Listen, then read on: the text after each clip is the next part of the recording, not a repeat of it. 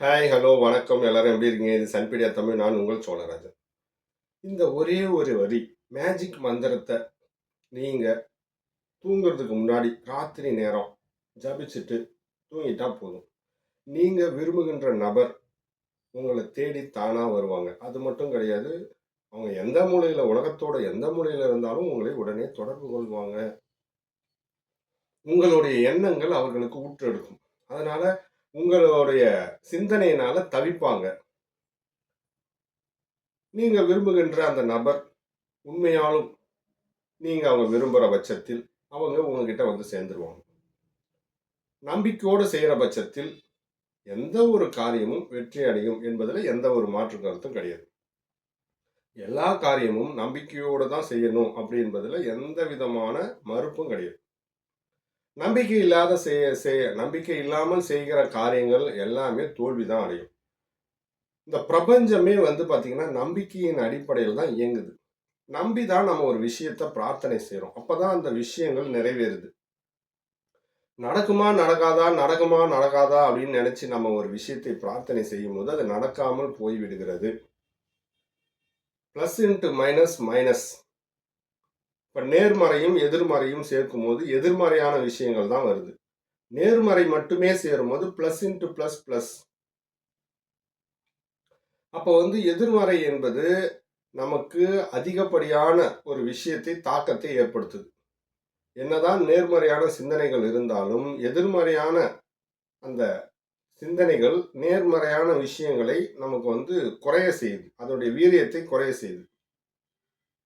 எப்போதுமே எந்த ஒரு காரியத்திலும் நேர்மறையான ஒரு அணுகுமுறையை நாம் செய்யும் போது அந்த காரியம் வெற்றி அடையும். அதே போலதான் இது போன்ற தாந்திரிக விஷயங்கள்ல விரும்புகின்ற காரியங்களோ விரும்புகின்ற நபரோ நமக்கு வந்து வசப்பட வேண்டும் அப்படின்னு சொன்னா நாம் சிந்தனையை அந்த பொருளோ அல்லது அந்த நபர் மீதோ செலுத்தி நம்பிக்கையோடு சில மந்திரங்களை நாம் ஜபிக்கும் போது அந்த விஷயங்கள் வெற்றி அடையும். எவ்வளோ விஷயங்கள் நிறைய பேருக்கு நடந்திருக்கு. காரணம் நம்பிக்கையோடு ஒரு மந்திரத்தை ஜபிப்பது, நம்பிக்கையோடு ஒரு செயலை செய்வது தான் காரணமா இருக்கு. அவநம்பிக்கையோடு செய்கிற பட்சத்தில் எதுவுமே நிறைவேறாமல் போகும் என்பதை மீண்டும் மீண்டும் சொல்வதற்கு காரணம் பலரும் வந்து விளையாட்டுத்தனமான விஷயமாகவே சில விஷயங்களை செயல்படுத்தி பார்த்துட்டு இதெல்லாம் நடக்காது, இதெல்லாம் சும்மா அப்படின்ற மாதிரி மேம்போக்கான ஒரு பொத்தாம் பொதுவான கருத்துக்களை சொல்லிடுறாங்க. எல்லா விஷயத்தையுமே முயற்சி பண்ணி பார்க்குற பட்சத்தில் தான், அதுவும் நம்பிக்கையோடு செய்கிற பட்சத்தில் தான் அது நடக்கும் என்பதில் முதல்ல கவனத்தை வைக்கணும். நம்பிக்கையே இல்லாமல் நான் செஞ்சேன் செய்யலை அப்படின்னு சொன்னால் அவர்களுடைய செயல்முறையோட வெளிப்பாடு அது. அதனால நம்பி செய்கிறவர்களுக்கு வெற்றி உண்டு. அதை வந்து செஞ்சு பார்த்தவங்களுக்கும் தெரியும். அது போல தான் ஒரு அற்புதமான முறை. இது தெய்வீக ஒரு மந்திரத்தை நாம் வந்து பாராயணம் செஞ்சு தான் செய்ய போகிறோம். அற்புதமான இந்த ஒரு வரி மேஜிக் மந்திரம் ரொம்பவே சக்தி வாய்ந்த மந்திரம். இந்த மந்திரத்தில் இருக்கிற அந்த வார்த்தைகள் எல்லாமே வசிய சக்தி நிறைந்தவர். கிருஷ்ண பரமாத்மாவுடைய ஒரு நாமத்தை குறிக்கிற ஒரு அற்புதமான வசீகர மந்திரம். ரொம்பவே சிறப்பான இந்த மந்திரம் விரும்புகின்ற நபரை வசப்படுத்தி நம்மளுடைய எண்ணங்களை அதிகப்படுத்தக்கூடிய ஆற்றல் மிக்கது. ஏன்னா வசியத்துக்கே உரிய ஆற்றல் மிகுந்த ஒரு பீஜ மந்திரம் இதுல இருக்கு. இந்த மந்திரத்தை பாராயணம் செய்யும் போது கண்டிப்பாக நாம் வந்து உடலும் உள்ளமும் சுத்தமாக இருக்கும். அது ரொம்ப முக்கியமானது. அதற்கு முன்னாடி இது யாருக்கெல்லாம் பயன்படுத்தணும் அப்படின்னு பார்த்தீங்கன்னா, பிரிந்த கணவன் மனைவியாக இருக்கிறவங்க கண்டிப்பாக இதை பயன்படுத்தலாம்.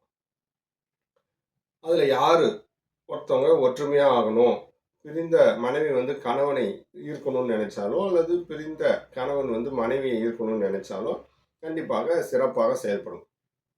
அதே போல் ஒருதலை காதலாக இருக்கிறவர்கள் ஒரு பக்கம்தான் லவ் பண்ணுறான், இன்னொருத்தவங்க வந்து எந்த விதமான ரியாக்ஷனும் தரலை அப்படின்னு சொன்னால் அவர்களை நாம் ஈர்க்கலாம். ஆனால் அவங்க அறிமுகம் ஆகியிருக்கணும். அது ரொம்ப முக்கியமான விஷயம். ஏன்னா நம்மளோடு உரையாடியாவது இருக்கணும், நம்மளை பற்றி கொஞ்சம் நெஞ்சமாவது அவங்க புரிஞ்சிருக்கும். அப்படி இருக்கிற பட்சத்தில் மட்டும்தான், அவங்க தப்பாகவே புரிஞ்சிருந்தா கூட பரவாயில்ல, ஆனால் நம்மளை பற்றி தெரிஞ்சிருக்கணும். இதுதான் முக்கியம். அப்படி இருந்தால் மட்டும்தான் அவருடைய மனநிலை என்பது நம்மளுடைய மனநிலையுடைய அந்த அலைவரிசைக்கு சமன்படும். கொஞ்சம் கொஞ்சமாக நம்ம வந்து அவர்களுடைய மனதை நம்ம அலைவரிசைக்கு டியூன் பண்ண முடியும்.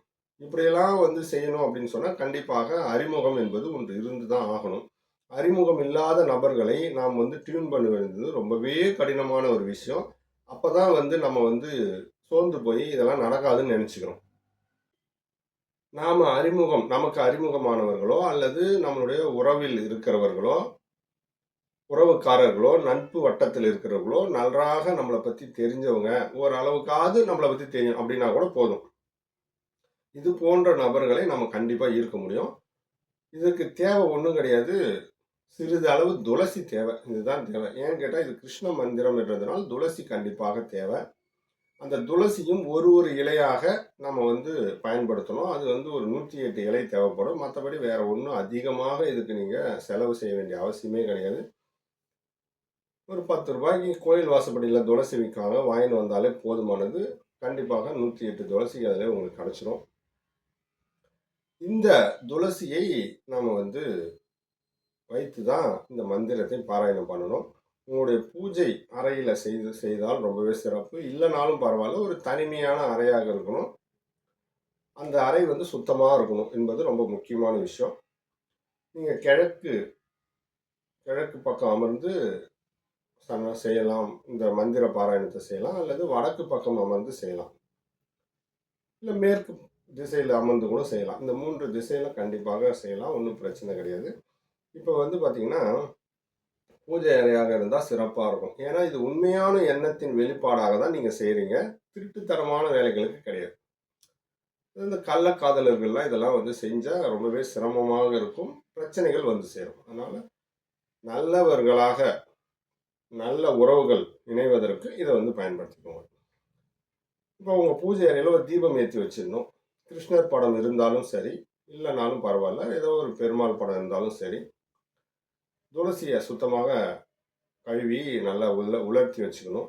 ஒரு சின்ன துண்டு பேப்பர், வெள்ள பேப்பர் வச்சுக்கோங்க. துளசிய இன்னொரு பேப்பர்ல வச்சுக்கோங்க. ஒரு இலையாக கிள்ளி இந்த பேப்பர்ல போடணும் 108 முறை. அப்போ ஒவ்வொரு முறையும் இந்த சொல்லப்போற இந்த மந்திரத்த பாராயணம் செஞ்சு ஒரு இலையா போடணும். அது மட்டும் கிடையாது. அப்படி போடும்போது நீங்க விரும்புகின்ற நபரை உங்க மனசுல நிறுத்தணும். அது ரொம்ப முக்கியமான விஷயம். நீங்க விரும்புகின்ற நபர் உங்களுடைய மனக்கண் முன்னாடி தோன்றணும். அவங்கள நினைச்சு தான் இந்த ஒரு மந்திரத்த நீங்க பாராயணம் பண்ணணும். அதற்கு முன்னாடியே நீங்க வந்து தெய்வ வழிபாடு சாதாரணமாக செஞ்சுட்டு, இந்த பிரார்த்தனை வெற்றி அடையணும் அப்படின்னு நினைச்சுக்கிட்டு இது நீங்க செய்யணும். ஒரு நாள் நீங்க செஞ்சாலே போதுமானது. கண்டிப்பாக இதற்கான பலன் விரைவாக கிடைக்கும் என்பதுல எந்த மாற்று கருத்தும் கிடையாது. இப்ப வந்து பார்த்தீங்கன்னா, எந்த மூலையில இருந்தாலும் சரி, இந்த மந்திரத்தின் ஆற்றல்னால அவர்களை ஈர்த்து வர முடியும். இது சக்தி வாய்ந்த கிருஷ்ணருடைய மந்திரம் என்பதனால. இப்ப வந்து சுத்தமாக குளிச்சு இரவு நேரத்துல ஒரு 10, 11 மணி போல நீங்க சாப்பிட்டு 1 மணி நேரம் இடைவேளை விட்டு செய்யலாம். அதுக்கு முன்னாடி நீங்க மாலை நேரத்திலே சுத்து சுத் குளித்து சுத்தபத்தமாக இருந்துக்கலாம். பூஜைய முடிச்சுட்டு நீங்க உறங்க போயிடலாம். வேற ஒண்ணும் கிடையாது. இப்ப வந்து இந்த ஒரு 10 மணிக்கு மேல எப்பவோ உங்க பூஜை அறையில இருந்தா சிறப்பு. இல்லனாலும் தனிமை அறையாக இருந்தாலும் பரவால்ல. ஒவ்வொரு துளசியாக இந்த வெறும் ஒரு வெள்ள பேப்பர்ல ஒரு துளசியாக எடுத்து போடும்போது, சொல்ற இந்த மந்திரத்த 108 முறை சொல்லிக்கிட்டே ஒரு இலையா, ஒரு இலைக்கு ஒரு முறை. இப்படி 108 முறை. 108 துளசி இலைகள இந்த பேப்பர்ல போட்டு மந்திர பாராயணம் முடிச்சதுக்கப்புறம், விரைவாக நீங்க விரும்புகின்ற நபர் உங்களை வந்து சேரணும்னு பிரார்த்தனை பண்ணிக்கிட்டு, இந்த இலைய அந்த பேப்பர்ல அப்படியே மடிச்சு பத்திரமாக உங்களுடைய தூங்குகின்ற தலையணைக்கு அடியில வச்சுக்கிட்டு தூங்கணும். அவ்வளோதான். அடுத்த நாள் காலையில எடுத்து ஓடுகிற தண்ணீல அத விட்டுருங்க. கண்டிப்பாக விரும்பிய நபர் உங்களை சேர்ந்துருவாங்க அப்படின்றதுல ஐயமே இல்லாமல் இத செய்யணும். அது மட்டும் கிடையாது. இந்த மந்திரத்தை பாராயணம் பண்ணும்போது, நீங்க விரும்புகின்ற நபர்களுடைய எண்ணம் உங்க மனசுல இருக்கணும். அவர்கள பத்தியான சிந்தனை இருக்கணும். அது ரொம்ப முக்கியம். அவர்களுடைய தோற்றம் மனக்கண் முன்னாடி இருக்கணும். இப்படி செஞ்சுக்கிட்டே ஒரு மந்திரத்துக்கு ஒரு துளசி இலையாக எடுத்து இந்த பேப்பர்ல போட்டு பூஜையை நிறைவு செஞ்சுட்டு, மடிச்சு உங்க தலையணை கையில வச்சுட்டு தூங்கி காலைல எழுந்து யாருக்கும் தெரியாம ஓடுகிற தண்ணீல விட்டு விடுங்கள். அவ்வளோதான். இப்ப அந்த மந்திரம் என்னன்னு சொல்றேன். ஓம் க்ளீம் கிருஷ்ணாய நமக. ஓம் க்ளீம் கிருஷ்ணாய நமக. ஓம் க்ளீம் கிருஷ்ணாய நமக. அவ்வளோதான். சிறப்பான இந்த வசிய சக்தி நிறைந்த கிருஷ்ணருடைய மந்திரம் அதீதமான ஆற்றல் மிக்கது. விரும்பிய நபரை எங்கிருந்தாலும் ஈர்த்து வரக்கூடிய ஆற்றல் மிக்கது. நம்பிக்கையோடு செய்கிற பட்சத்தில் நிறைவான பலனை நம்ம பெற முடியும் என்பதில் எந்த ஒரு ஐயமும் இல்லை. கண்டிப்பாக இந்த பதிவு உங்களுக்கு பிடிச்சிருக்கும். பிடிச்சிருந்தால் மற்றவர்களுக்கும் இதை ஷேர் பண்ணுங்கள், லைக் பண்ணுங்கள். மீண்டும் ஒரு நல்ல பதிவில் உங்களை சந்திக்கிறேன். நன்றி, வணக்கம்.